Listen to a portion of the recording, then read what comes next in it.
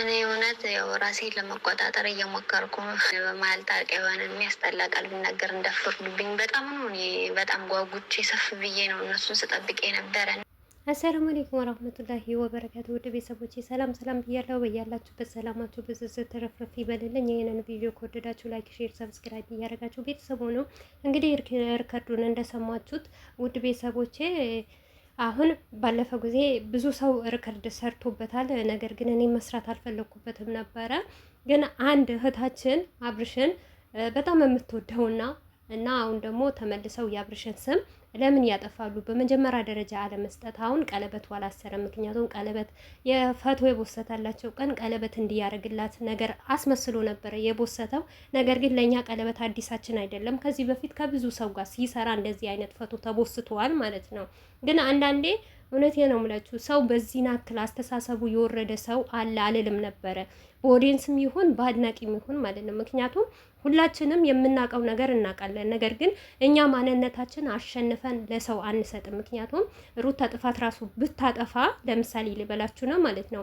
ያንን ጥፋቷ ግን ለሚጠላት ሰው አሳልፈን እንዳንሰጣት ቪዲዮ በሚመጣበት እንዳየነው ከሆነ ሩታ እንደተጎዳች ከሩታ ጎን እንዳለን ነው ቪዲዮ የምንሰራው ማለት ነው። ነገር ግን አንዳንድ ሰው በዚህ ልክ እስቲ በሀገራችን በየትኛው ባህላችን ማለት ነው ይቅርታ ባልና ሚስት ሲፋታ ቤተሰብ አያስታርቅም? ጓደኛ አያስታርቅም? እናንተ እንዴት ነው? በተለይ ደግሞ የአብርሽ ደጋፊዎች የኛ ልጆች ለፎት ማለት ነው እና እንዴት አድርጋችሁ ነው የምታስቡት? ይሄ ቡታጀራ አጠቃላይ የአብርሽ ጓደኞች ማለት ነው በዙሪያቸው ያሉ ሰዎች አብርሽና ሩታ ማስታረቅ አቃታቸው? ትዳራቸው አይበተን ለምን ብሎ መለመንና ማስቆም አቃታቸው? አላቃታቸውም እኮ። እናንተ አብርሽ ላይ እንዴት ነው ቀለበት ሊያረግላት የምትፈልጉት? ባለፈ የኤፍሬምን ቪዲዮ ሂዳችሁ አላያችሁትም እንዴ? ቤተሰብ አልፈልግም እያለ ቀለበት አታረግም፣ እሷን አንፈልጋትም፣ የምንፈልገው ሩታን ነው።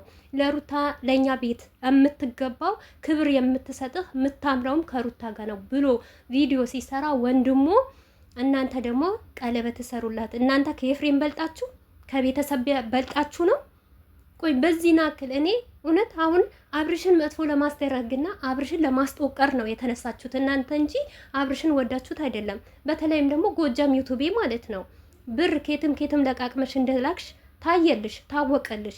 ከዚህም በፊት ሩታን ለማፋታት ብር ልከሻል። ገዳም ውስጥ ሲገቡ ብዙ ነገር አድርጋችኋል ማለት ነው። ግን በዚህ ናክል እምነት የላችሁም ወይ? ክርስቲያን የሚሆናችሁ ሙስሊም የሚሆናችሁ እሺ የተራበን አታጠጡ ምንም አትሉ። ነነጊ ለቤታችሁ እንኳን ለሆነ ለመስጊድ አንድ ነገር ሰደቃ ብታደርጉ ለቤተ ክርስቲያን የሆነ ነገር ብትገዙ ለእናንተ አይጠቅማችሁም? እኛ ሀገራችን ውስጥ በአሁን ሰዓት ስንት የተቸገረና ስንት የተራበ አለ። ቁርስ ከበላ ምሳ ማይበላ ሰው፣ ምሳ ከበላ እራት ማይበላ ስንት ምስኪን አለ። ለሱ ብትሰጡትስ?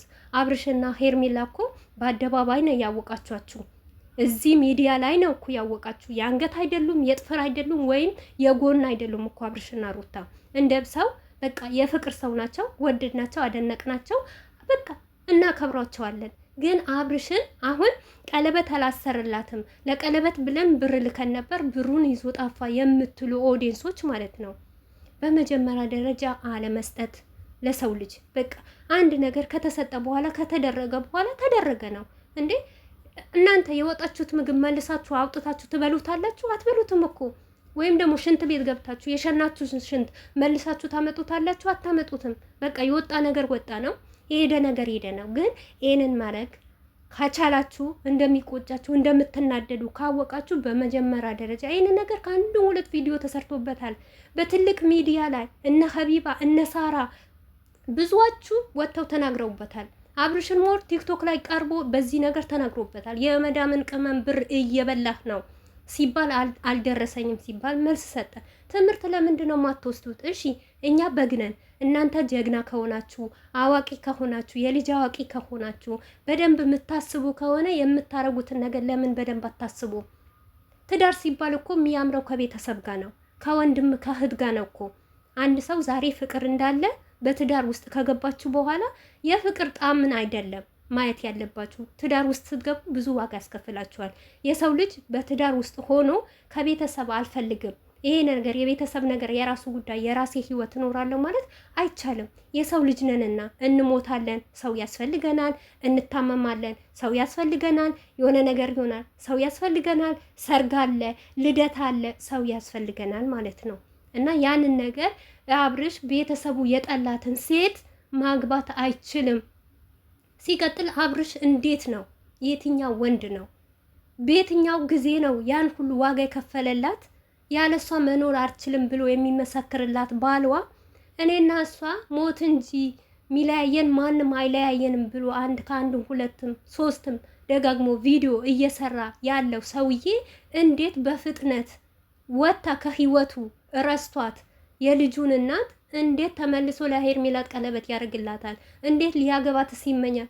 አይደለም ማንኛውም ደንቆሮ አብርሽ እንደዚህ እንዳታስቡት። እውነቴ ነው የምላችሁ ቪዲዮ እንደሰራና እንደዚህ እንደሆነ አትዩት። የእሱ ማንነቱ አይደለም። ግን የፈለገ አይምሮ አይሰራም የተባለ ወንድ በፍጥነት እንደዚህ ለሌላ ሴት ቀለበት ሊያደርግላት ማንም አይፈጽምም። ማንም እሱንም ሚዲያ ላይ እየተረገጠች ማንም የማይፈልጋት ገባችኋ? ሩታን እንኳን የዛን የፍቅር ጥያቄ አቅርባ ስታመጣለት በፍጥነት እንኳን እንደዚህ ቀለበት አላርግላትም።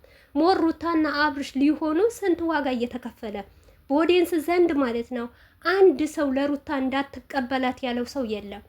አርግላት፣ ቀለበት አርግላት። ከመጀመሪያ ጀምሮ ፍቅሯን ከተቀበላት በኋላ የኦዲየንስ ጥያቄ የነበረው ቀለበት አርግላት፣ ተጋቡ፣ አንድ ላይ ኑሩ ነበረ። ኦዲየንስ በሙሉ ማለት ነው። ቤተሰብም ደግሞ እንደዛው፣ ሙቤም ደግሞ እንደዛው እያለቀሰ ያንን ሁሉ ጊዜ እንኳን አስቦ አውጥቶ አውርዶ ነው ቀለበት ያደርግላት ማለት ነው። እናንተ ግን እሷ መታ ቀለበት አድርግልኝ አለች። የእሷን ነገር ሰምታችሁ እናንተ ምስኪን እውነት በተለይ እቺ ጎጃም ዩቱብ የምትባይዋ ህይወትሽ አከላትሽ ሁሉ ማለት ነው አላህ ይበጥብጠው። እውነቴ ነው ምልሽ በጣም አሳፋሪ የወረሽ ሴት፣ አሮጊት ሴት፣ ሽንትሽ የደረቀብሽ ሴት። እኔ እንዳንቺ አይነት ሰው እባብ ሰው አይቼ አላቅም። እውነቴ ነው ምልሽ አብርሽና ሩታ ተለያይተው ምን ዋጋ እንደምታገኝ አላቅም። ለምን እንደዚህ እንደምትለፊ አላቅም። እኔ ብር ይሰጥሽ ይሆን አታድጊ፣ አትለወጪ፣ ቤትሽ ያው ነው። በዚሁ አጋጣሚ የሩታ እህቶች እሷ ቤት ለምንድን ነው የምትሄዱት? ኮሜንት ሩታ በተዘቀዘቀችበት ቪዲዮ ኮሜንት ለምንድን ነው የምትጽፉት? ንቃችሁ ለምን አትተዋትም? እኔ አላቅም። አንቺ ሴቱ ነሽ ብዬ አላስብም። ከምር አንቺስ እሺ ጥጋበኛ ነሽ፣ ጥጋብ ወጥሮሻል፣ እንደፈለግሽ መሆን ትችያለሽ። የቤተሰብ ኃላፊነት የለብሽም፣ የራስሽ ኃላፊነት የለብሽም። ትሰሪያለሽ፣ እየወጣሽ ከወንድ ትጋደሚያለሽ። ተጋድመሽ ደግሞ ቤትሽ ነው የምትመለሺው፣ ጃዛ ቤትሽ ማለት ነው። ያንን ስለምትሆኚ ነው አሁን አብርሽ ላይም ሄርሜላ ላይም ብትፈርጂ ማለት ነው። አንቺ ያንን ነገር ስለምታረጊ ነው። ሄርሜላ አንቺ ጎበዝ የምትያት ጀግና የምትያት ባለትዳርን ወንድ አፋታ የራሷን ስላደረገች አንቺ የበላይ ሆና ከተገኘችልሽ አንቺም የሷ ብጤ ነሽ ማለት ነው። ምክንያቱም አንድ ሰው የሚያደርገው የብጤው ነው እንጂ የራሱ አይነት ሰው ነው እንጂ ትንሽ እንኳን ያስባል። አንቺ በዛ ቦታ ስለምትገኝና ያንን ስራ ስለምትሰሪ ነው።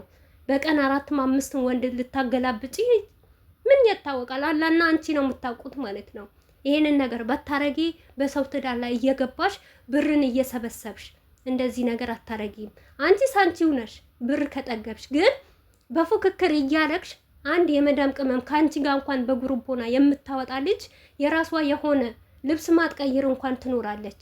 አንድ ነገር አምራት ልትጎርስ የሰሰተችውና የደበቀችው ብር ሊኖር ይችላል። አንቺ ያስገድደሻት እንደምትወስጂና እንደምታረጊ በዚሁ አጋጣሚ ማወቅ አለብሽ። አንዳንድ አላችሁ ይውልኝ ስሙልኝ እያላችሁ የራሳችሁን ህይወት ማትመሩ የሰውንም ህይወት የምትበጠብጡ። ዛሬ ግን ዞራችሁ አብርሽ ቀለበት አልገዛም አላረገላትም ብሩን ይዞ ጠፋ የምትሉ ሰዎች እናንተ ጤነኛ ናችሁ ወይ? እኔ በጣም እኮ ነው የምትገርሙት። በዚህ ናክል ሩታ ምን አረገቻችሁ? ምን በደለቻችሁ?